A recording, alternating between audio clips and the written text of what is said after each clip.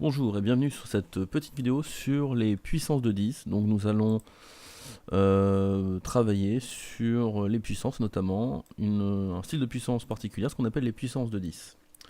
Donc dans cette introduction qui va s'articuler en 4 parties, il y aura les prérequis et les conventions d'écriture, puis les puissances d'exposants positifs, puis les puissances d'exposants négatifs, et enfin nous terminerons par la notion d'inverse avec l'utilisation des puissances. Voilà, donc c'est parti.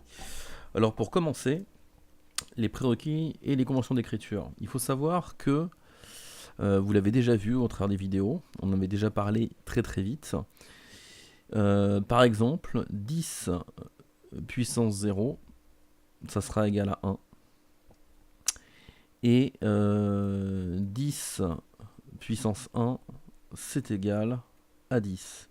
Et ça, on l'aborde soit comme une convention d'écriture, soit comme un prérequis à savoir sur les puissances, c'est important. Donc ici, c'est une petite propriété liée à la puissance 0. Et ici, c'est pour vous faire prendre conscience que n'importe quel nombre que vous avez, ici, ici on regarde 10, le nombre 10, mais n'importe quel nombre à la puissance 1, c'est le nombre en question. Donc voilà, donc ça, c'est les prérequis, les conventions d'écriture. Maintenant, nous allons enchaîner sur les puissances d'exposants positifs. Exemple. Pour commencer, on va commencer avec un exemple. Si je regarde 10 puissance 4, 10 puissance 4, c'est quoi? C'est 10 fois 10 fois 10 fois 10, et donc ça c'est égal à 10 000. Très bien. Première chose, donc là je m'aperçois que j'ai 4 zéros, très important, on va le faire en violet. Ici j'ai 4 0. Il y aura beaucoup de visuels, 4 0. Je poursuis avec un deuxième exemple. Par exemple, le 10 puissance 6. 10 puissance 6. D'accord, je fais mon petit boulot. Donc ça, c'est plein de 10 qui se multiplient. Donc ça, on les avait vus dans les expressions algébriques. Donc 10 va se multiplier 10 fois de suite. Dac, hop, je poursuis, et ainsi de suite. Et j'aperçois que ça, c'est égal à 1 million. Donc ici, si vous avez vu le premier exemple, vu que j'avais un 4, et ben j'avais 4 zéros, et ici, puisque j'ai un 6, quand je fais les multiplications, et ben j'obtiens ici 1 million, c'est 6 zéros. Donc ce que je vais pouvoir dire sur les exposants positifs pour les puissances de 10, c'est que quand j'ai 10 puissance n, c'est mal écrit, je vais le reprendre, quand j'ai 10 puissance n, ça c'est égal à 1 suivi exactement de n0 après le 1. n0. Et n, bien sûr, n c'est un entier naturel. D'accord, donc c'est des entiers positifs, strictement positifs, donc privé de 0. Donc ça c'est une des premières choses très importantes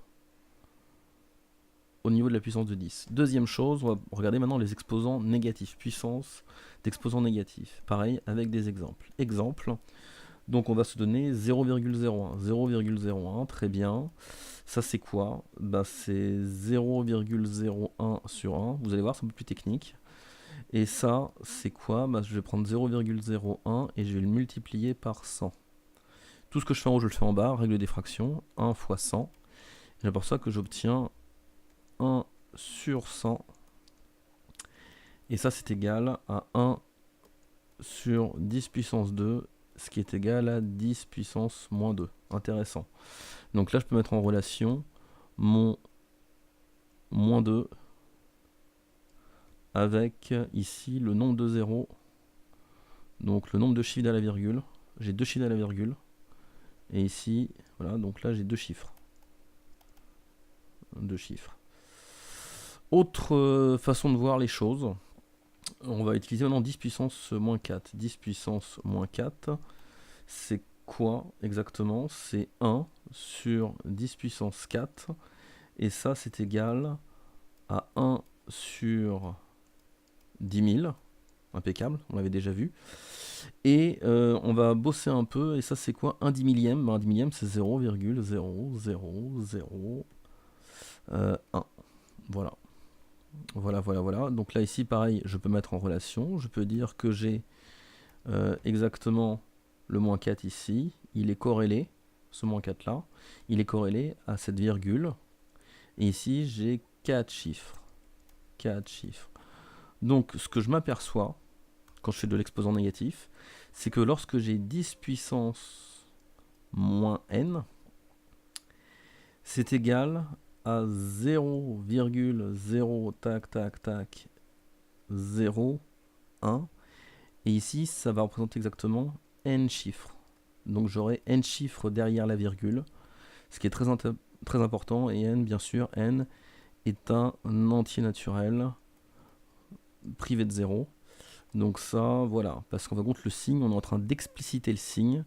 C'est pour ça que je dis que mon n est un entier naturel privé de 0. Voilà.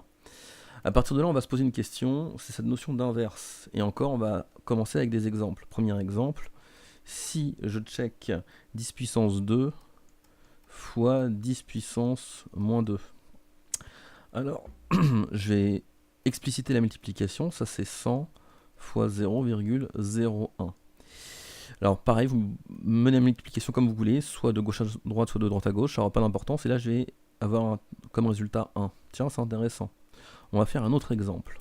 Maintenant je vais faire 10 puissance 3 fois 10 puissance moins 3. Pareil, je développe, ici j'ai 1000, et ici j'ai 0,001.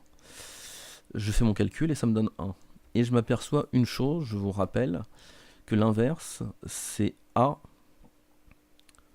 A fois A puissance moins 1 est égal à 1. C'est un vieux souvenir, ça. Et ça veut dire quoi? Ça veut dire que ici, A est inverse de A moins 1, et A puissance moins 1 est inverse de A. Et donc ça, c'est vraiment la définition de l'inverse. Donc, ce qu'on peut dire, donc là c'était plutôt un rappel dans le petit nuage, là, d'accord?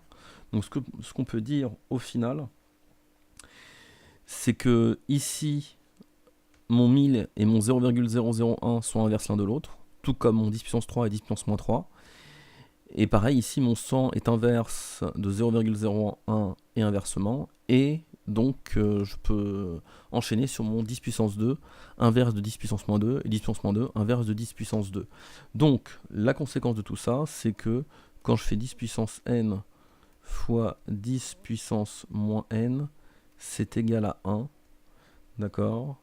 N ici est un antinaturel, d'accord? Et donc les deux sont inverses l'un de l'autre, inverse l'un de l'autre, voilà.